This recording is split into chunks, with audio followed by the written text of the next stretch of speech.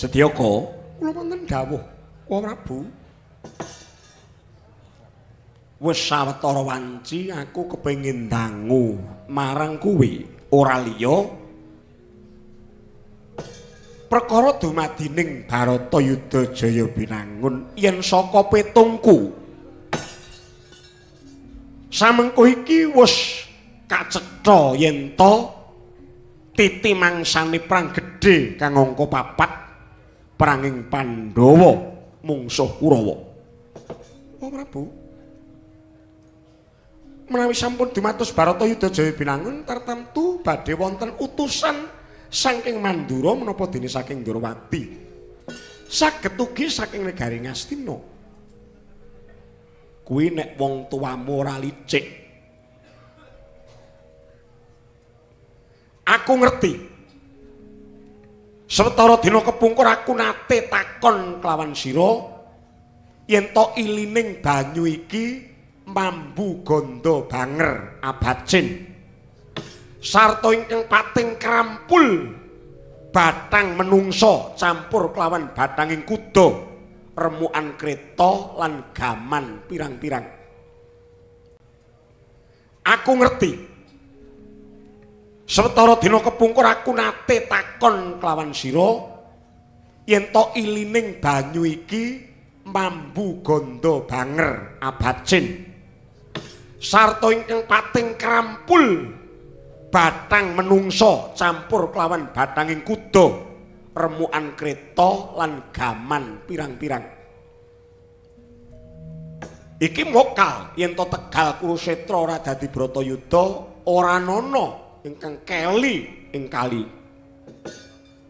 Wah, kinten kula sedaya menika klintu awit kula dereng tampi dawuh menapa-menapa saking Kanjeng Rama Dewaji. Menawi perkawis ilining tirta ing mekaten kala wau saged ugi mbok menawi ing inggil mriku banjir bandang walik watu lajeng damel kasangsaraning sang ya para kawula mila mboten mokal menawi kathah wangkening manungsa ingkang tumpuk patimbun-timbun ingkang kintir salebeting wari. Kowe ngapusi kena ning nek liyane Ratu Mandura mbok apusi kena. Yayi Kresna biyen nate titip weling samangsa kembang sing ditandur ning pangarepan iki mekrok kudupe babar gondo cetha yen to kuwi aku kudu rampung nggonku nglakoni yoga brata sumusul ana ing pabaratan. Panjenengan ingsun kudu menangi dumadining Bratayuda Jaya Binangun. Suprandene kembange tak tiliki ora megar-megar jebul dipaeka. Iki mesti saka licik bebudene Yayi Narayana. Ora wurung kongkonan kowe. Kembange tak enteni nganti surup. 3 surup, 4 surup, 20 surup ora bisa megar jebul ditaleni lawe. Iki sing keparat wong Ndrawati apa anake lanang apa pancen padha-padha ngapusi Baladewa.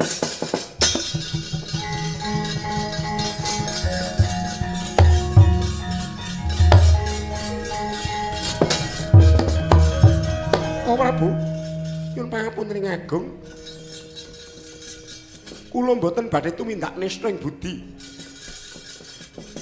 Suwanipun Setya Kengir Paduka miwanggen kula nderekaken anggen Paduka Yoga Brata menika namung mestuti dawuh pangandikanipun Kanjeng Rama Dewaji. Kula nyuwun pangapunten sampun ngantos Paduka nglepataken dhateng ingkang putra ora usah kokean gulem. Kowe bali yang ndang kamu. Nadyan aku durung entuk palilayahi Prabu Ndrawati nanging dina iki aku tetep mudhar. Ora tak terusake nggonku mangun yoga brata. Gelem ora gelem Baladewa kudu meningi Bratayuda.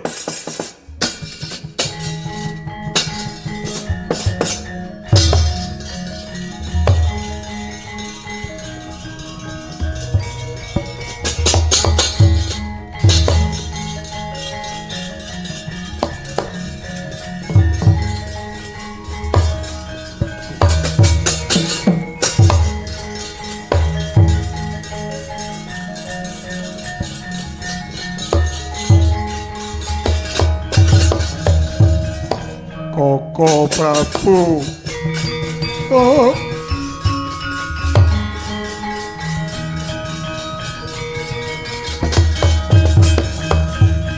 Watananira layu kumekut semrah maratani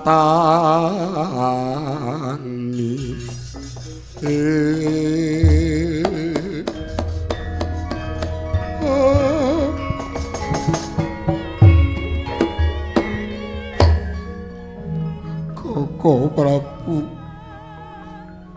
kula kantun batan sepoto kenging menapa paduka Koko Prabu negakaken dhateng Duryudana Kakang Prabu. Yai, kula nyuwun pangapunten ingkang agung Yai Prabu. Iya mekaten nika mboten kateges kula lirwa dhateng paduka Yai nanging jebul sedaya kula wonten dasaripun. Kula ngertos menawi kula dipun paeka kaliyan Yayi Kresna. Kresna kuwatos raosipun yen Baladewa meningi Bratayuda. Pinarka lamun Taka Krasana bakal biyantu paduka Yayi Prabu Kurupati. Namung estunipun kula mesakaken dhateng paduka Yayi Prabu. Koko Prabu kula ngaturaken panuwun. Lha kados pundi malih? Menapa malih ingkang badhe kula tenga-tenga? Sederek kula sata Kurawa sampun tumpes tapis tanpa tilas. Mboten wonten ing sagedipun kukup. Mila menawi paduka Kanjeng Koko Prabu saged pinanggih kaliyan Duryudana inggih namung kantun dinten menika. Kula nyuwun pamit menawi Koko Prabu kersa mengestoni paduka pengestoni kula badhe magut pupa ngetok kadigdayan kula. Nanging kula pitaya sawetahipun raning Pandhawa tasih jangkep gangsal. Kula nyuwun pamit pecah kemawon. Oh.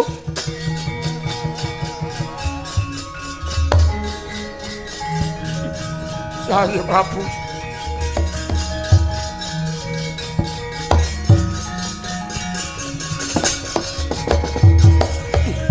Kadangipun Kakang Yayi sampun ngendika mekaten mindak kronto-ronto raosing pun Kakang Mandura.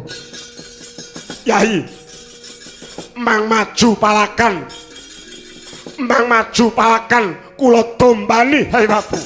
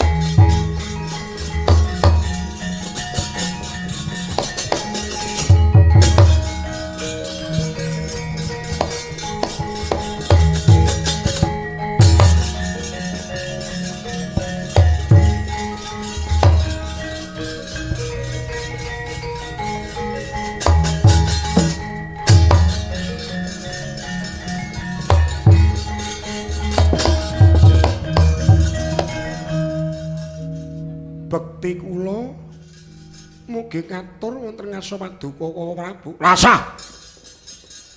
Bekti wabrak apa?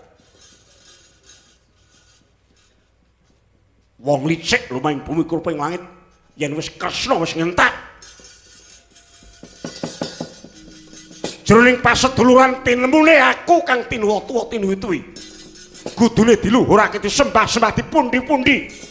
Dulur tuwa, aku wakile Sudarma sing wis ora ana.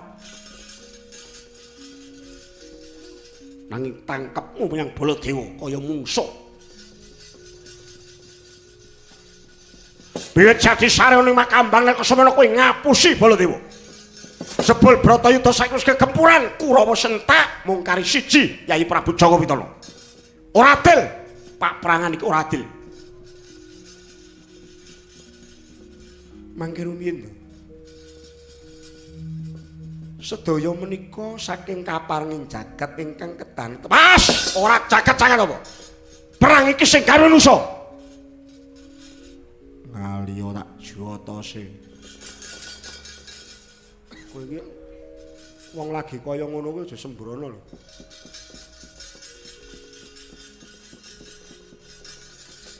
Yen pangapunten ya. Kodrating lampahan Kresna menika dados bata ing Pandhawa. Prakara sadi dadi bata monggo. Ning kowe golek kepenakmu dhewe. Layak Pandhawa isih utuh, wong limang glintir. Kurawa semono cacahe katambah ratu suran pirang-pirang aksa ini. Ludes kales tumpes tapis prandri Pandhawa sing urip cetha yen iki licike Narayana. Nggih sampun, monggo, monggo. Anggenipun badhe mestani monggo. Balik lakoni. Dina iki Yayi Jaka Pitana magot pupuh. Kowe ana ngarepe menungsa sing ana mburimu pentelang-pentelang matane kowe banteng. Baladewa ntumpani Kurwati. Oh nggih. Menawi cetanipun Baladewa adep-adepan kalian Ndarawati ngoten to.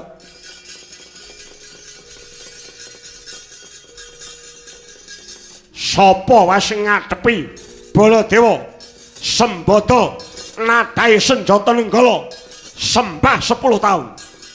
Nggih. Gampil kemawon kok.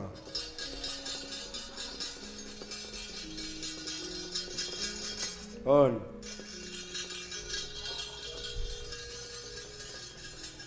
Niki ta Suni. On.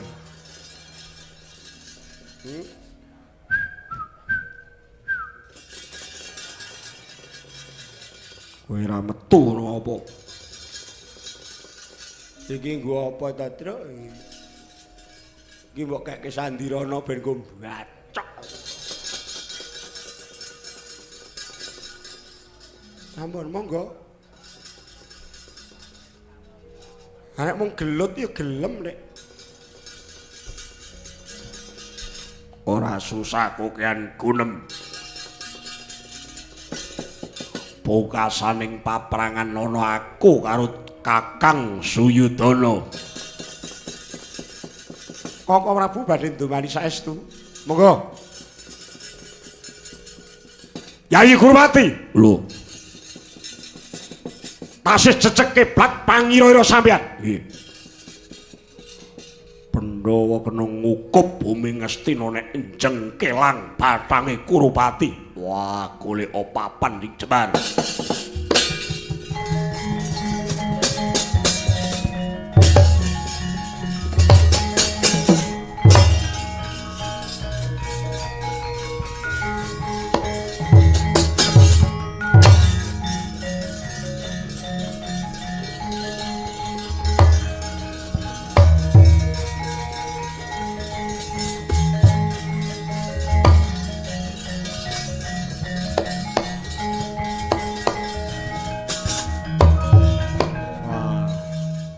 Werkudara, wah ayo katokno budimu. Mongkari nyawaku kakirubana. Sumpahku nek durung dirubung set lali jundasku. Kowe durung menang lungguh dampar ke Prabu Ngastina iblis cangkem elek.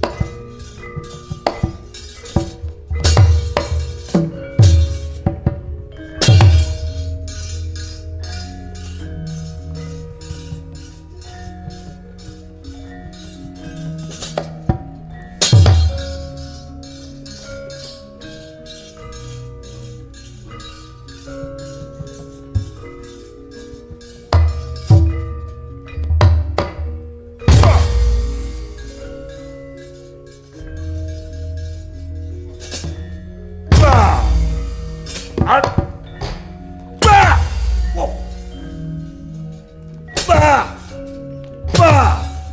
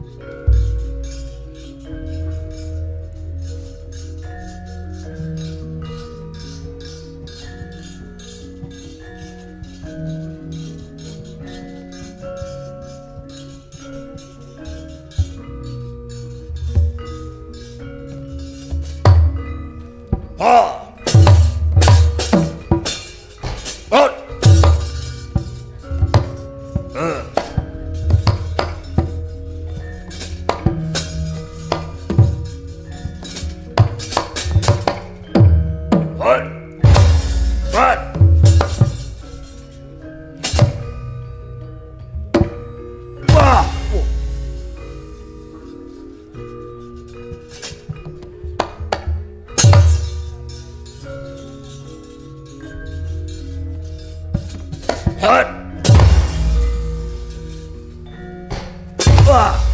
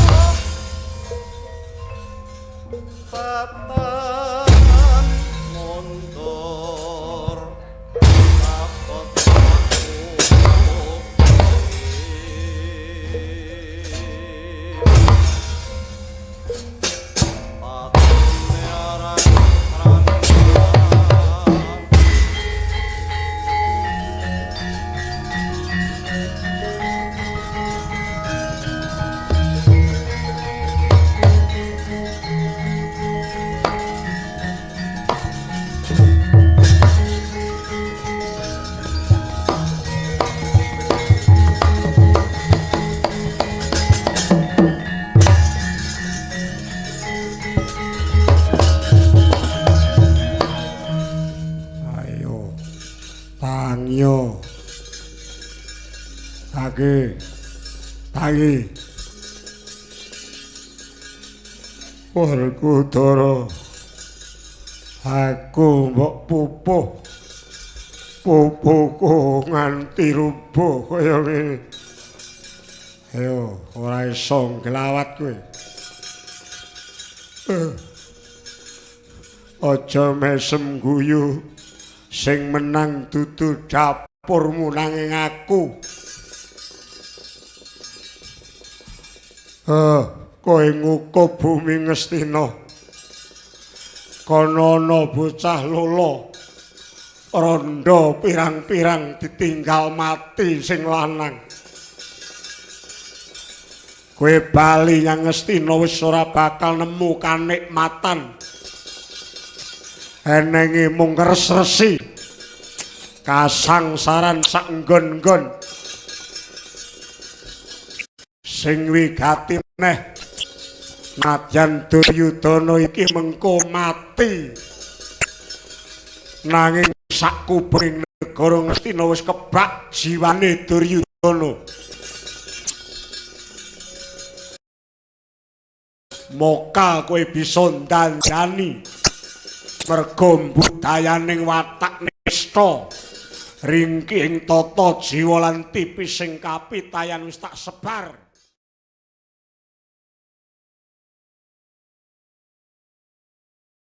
kuwi lukmu gandrung karo Darma eling-eling wong pengung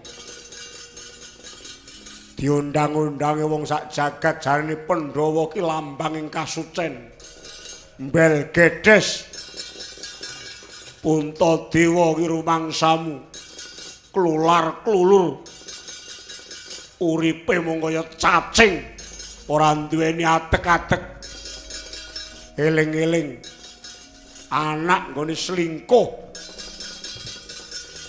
apa rumangsamu anake Paman Pandhu kuwi anake mbokmu Kunti le senengan karo Bathara Darma anak-anak Puntadewa dapurmu barang kuwi najan metu saka ibumu Kunti ning bapakmu Dewa Bayu Janaka anake Sang Hyang Asmara kembar anake Bathara Aswan lan Bathara Aswin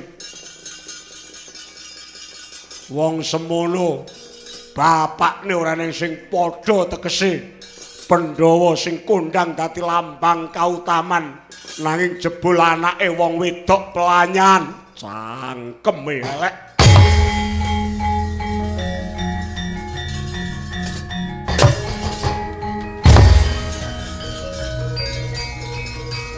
Werkudara balik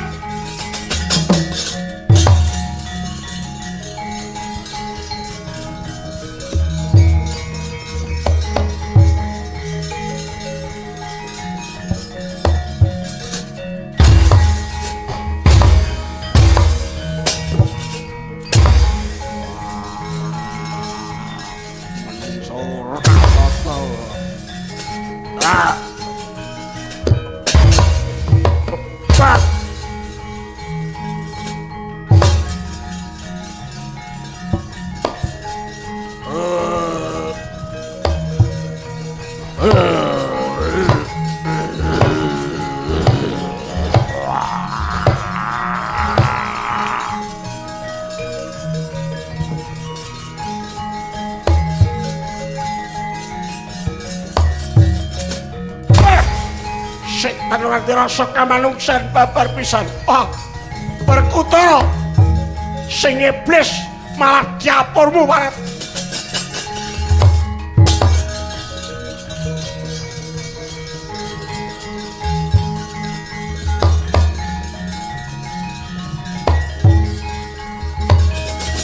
Loh.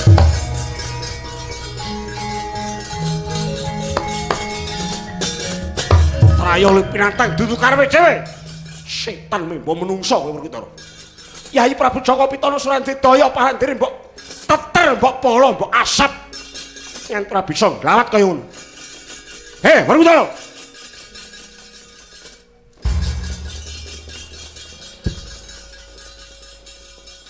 Kok mara-mara mak bruk ngono iki ngopo to iki?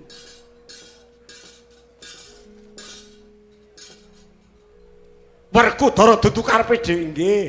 Leres mboten kajengipun piyambak. Sing ngakon kowe sanes. Ingkang ngaken menika naminipun Karma Pala.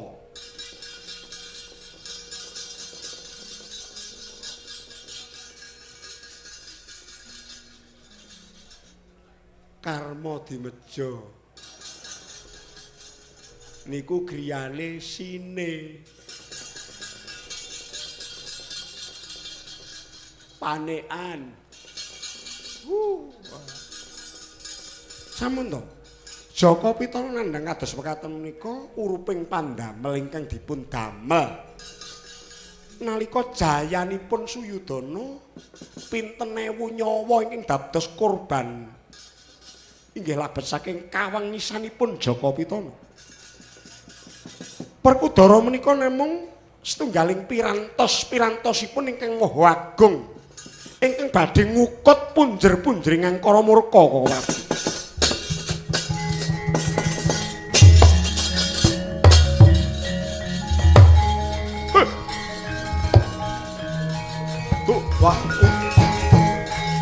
Wah, parat.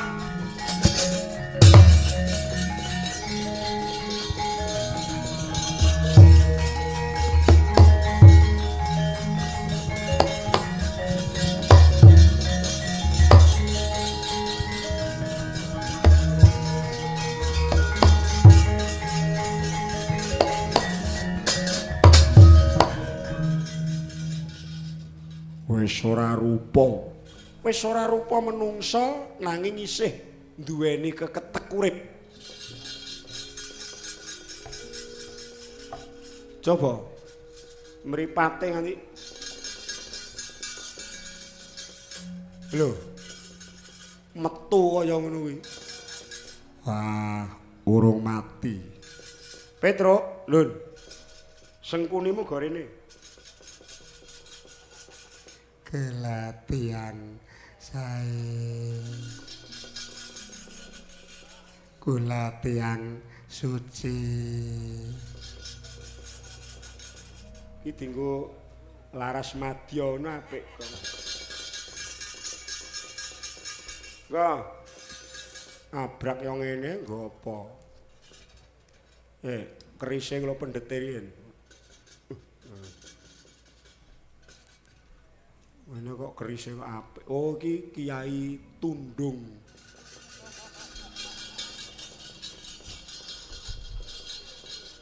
Apa iya ta, Tru?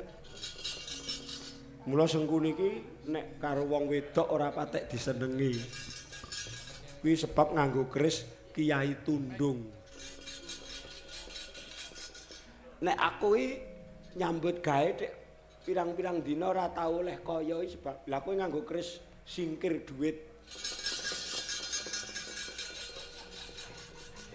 Mula mbok ngantek pedhot bothongmu ya didoi rejeki kowe.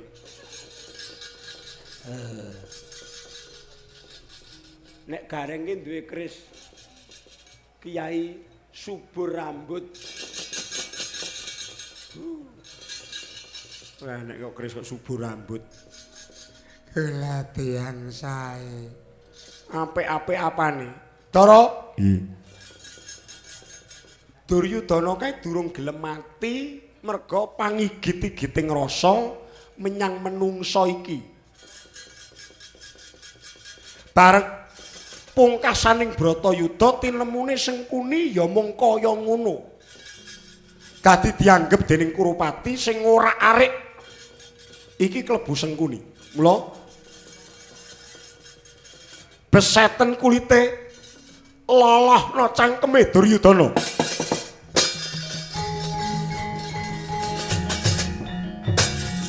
Aduh.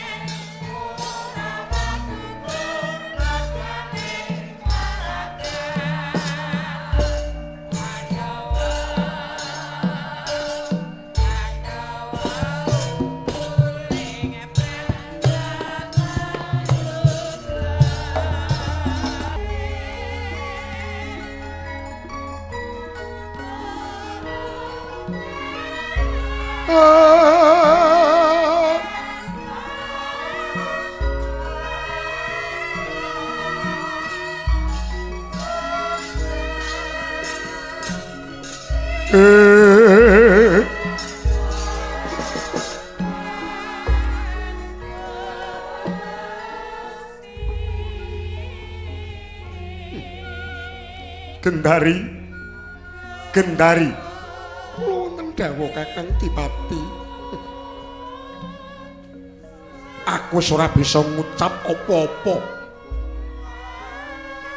Anak pirang-pirang mung dadi kreteking pangrusak lan pancataning kewirangan. Gendari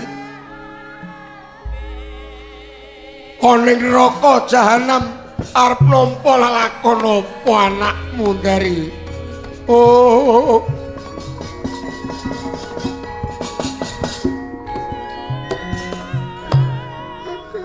Kakang Dipati, mestinipun Paduka minangka jejering Sudarma mboten menang ngendika ing kados mekaten. Jer menika inggih turas Paduka piyambak Kakang.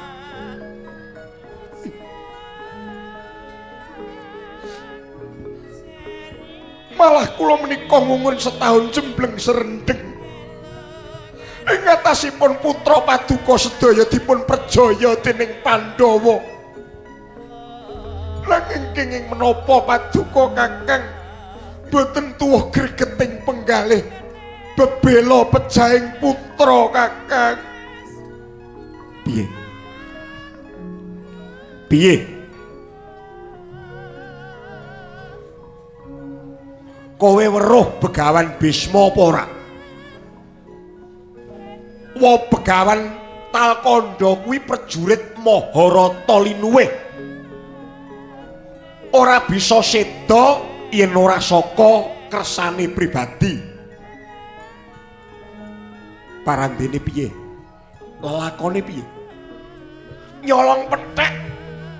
Sedane wae mung trima karo prajurit wedok Wara Srikandhi.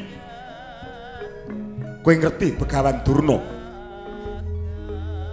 Durna kuwi guruning para satriya babagan ulah perang. Dasar kuwi mbiyen uga murite Brahmana Ngulandara Begawan Rama Bargawa. Ning nyatane ora mindho gawe. Bareng magot Rananggana mung trima ditugel gulune dening bayi wingi sore ingkang durung ilang pupuk lempuyange, anak Ratu Pancala jenenge Trustajumena. Prabu Salya kondhang kagungan aji Candha Birawa. Nek wis metu ning pabaratan buta buta pirang-pirang aksa ini padha ngamuk punggung Suratantaha. Suprandine endi? Ora ning kabare Prabu Salya. Kok malah aku? Oh Gendari, Gendari. Apa sing tak nggo garan males? Apa sing tak nggo garan mateni Pandhawa ingkang nyatane jek winong wong dewani? Kang, menapa paduka kesupen bilih paduka Kakang Dipati kagungan pusaka permati ing mapan wonten ing epek-epek inggih menika aji lebur geni Kakang. Lah ta.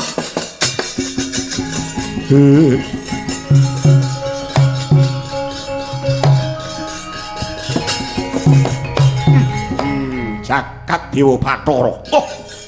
Wah, Gendari, tujune kowe ngelingke. Ya dikepiya wae, nyatane wong kelangan kuwi getun.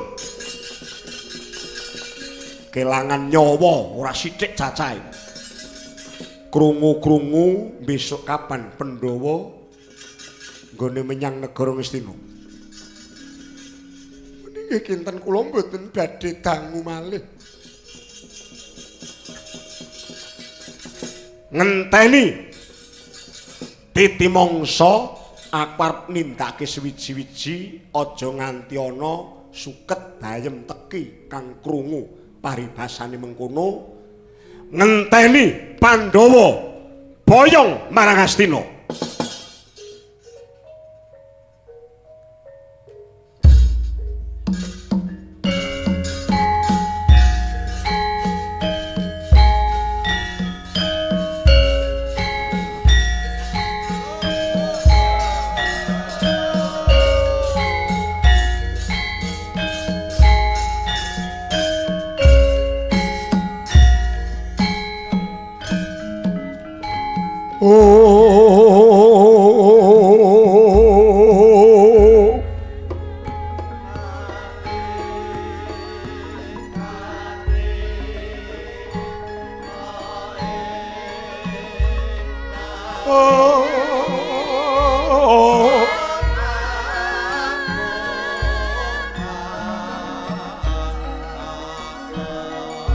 Molat mara Sang Arjuna munira kamanungsan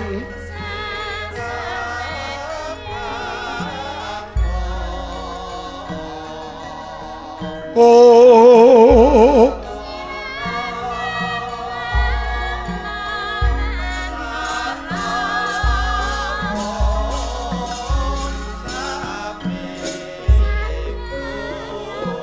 padang tetrawangan ing Brangwetan sumilak soroting Sang Hyang Ngarka merbapak arsa madangi sisining bawana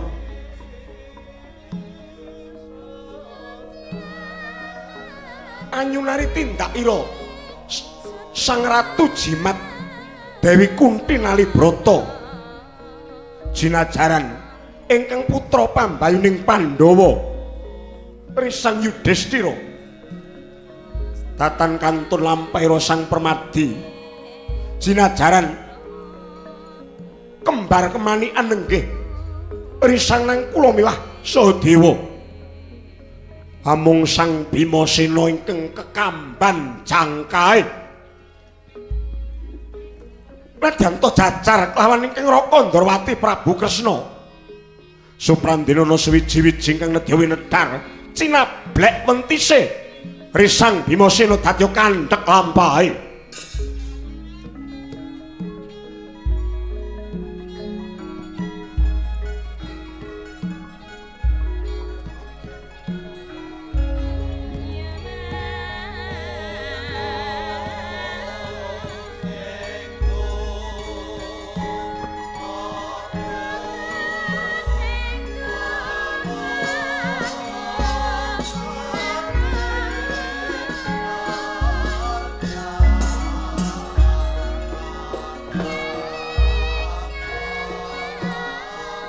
Werkudara piye beboyongan marang Purayagong negara Ngastina suka parisuka nanging aja nyuda marang kaprayitnaning batin, Yayi. Iya. Kersamu piye? Ingkang Adipati Jastarata iku dikepiye wae pepundhenmu. Nanging tumraping lelakon iki panjenengane mesti pingget penggalihe sepira ta aboting penggalih kelangan putra ingkang Dinamadama. Iya. Ya mung welingku wae mengko samangsa sira tinimbalan dening Kang Wong Astina yen to ana apa-apa ingkang dipundhut klebu jiwa raganira aja pisan-pisan ngaturake kejaba mung pusakamu Gada Rujak Polo wis tok gedhawu.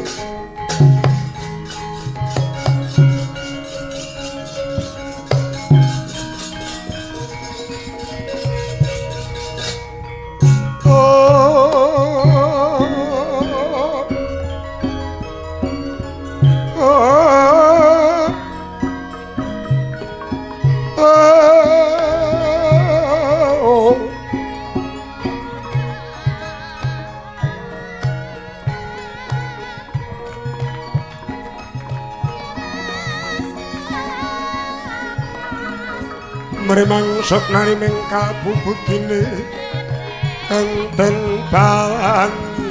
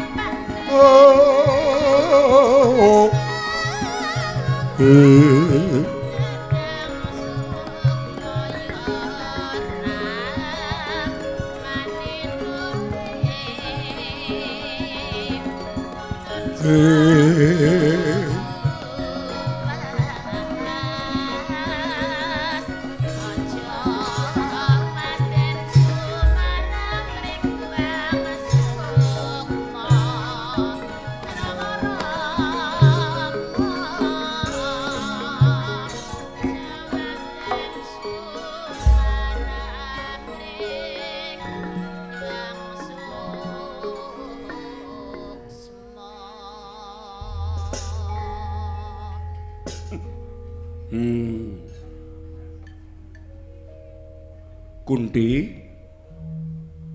aku wis ora bisa ngucap kejaba mung pasrah. Negara Ngastina ki arep mbok kapakke aku mung manut. Lan muga-muga kowe sak anakmu gelem ngapura kabeh kluputaning Duryudana sak kurawane. Nggone tansah deksura ing patrap culika ing tanduk tansah cilik lara gedhe temekaning pati nggone budidaya marang para Pandhawa dumen kasangsaya. Mula kesaka Kundi apuraning ya Kundi malah kula ingkang sowan menika badhe pasrah pecah gesang. Anak kula sedaya ingkang nganjalari sedaning kadang Kakang. Puntadewa Kulawa. Oh, nggih. Alusing bebudenmu nganti kaya sutra dipepethingan. Satemah jagat iki padha ngalembana. Ya mung kowe ratu ingkang lila ing Bandalega ing pati. Werkudara ya eneng Janaka kula wonten dawuh. Jarine kang padha weruh kowe wis maju ning pabaratan bisa nigas janggane Narpati Ngawangga. Saking landheping pusakamu nganti Narpati Basukarna sumampir rata tugel gulune nanging mestakane isih tetep tumumpang. Nyuwun pangapunten Wadipati. Iya. Dari wonten dawuh. Kunti Puntadewa sak anake tumuli jak manjing jroning pura. Pesta raja Mangandrawina sirnak rasa pangrasa kang kurang kepenak. Teteping pangesti mung ngraket supeketing kekadangan paseduluran. Dari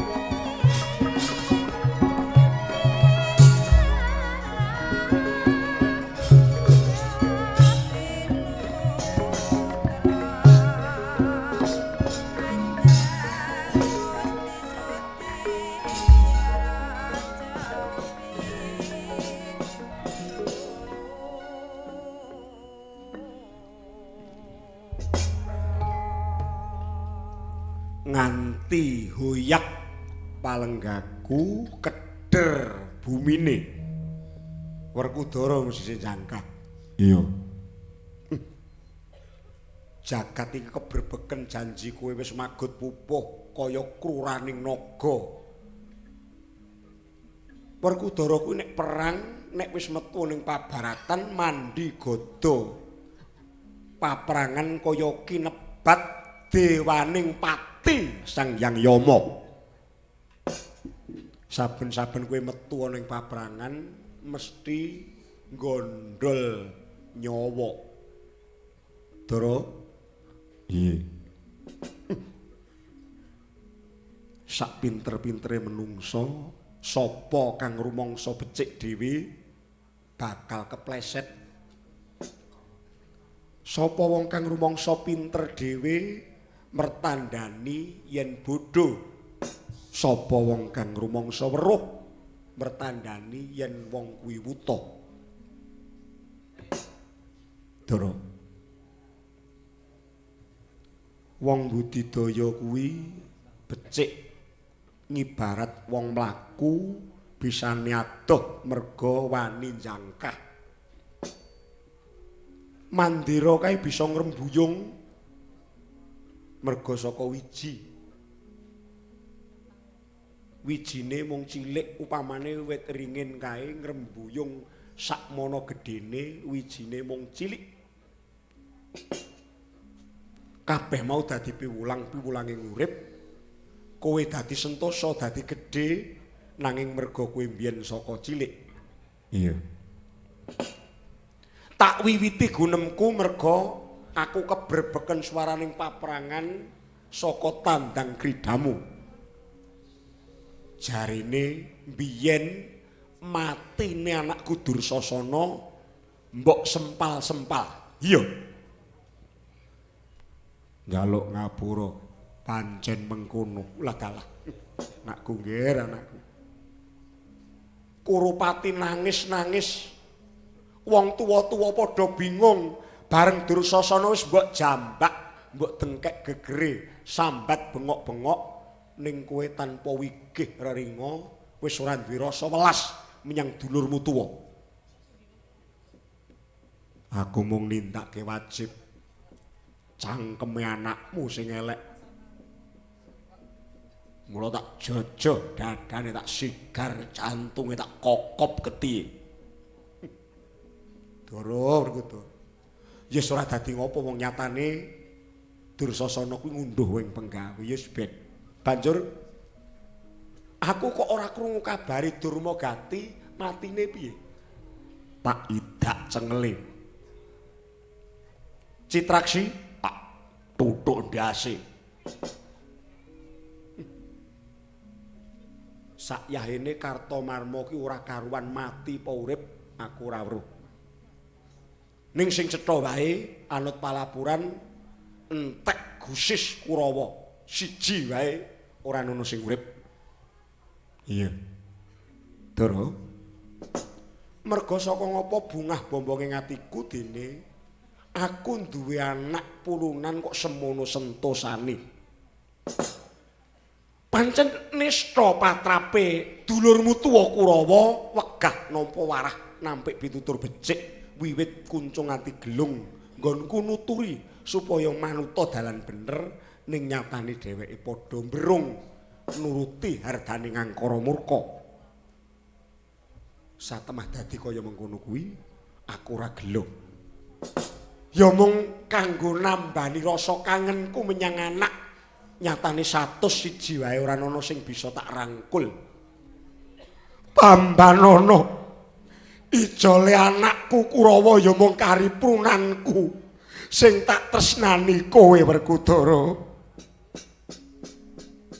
Aku kepengin kangen ngrangkul Duryudana karo Dursasana ning dheweke wis diodol-odol gagak bangkene. Bisaku ya mung kari ngrangkul kowe Werkudara maju mrene. Kowe tak rangkul ya nggih.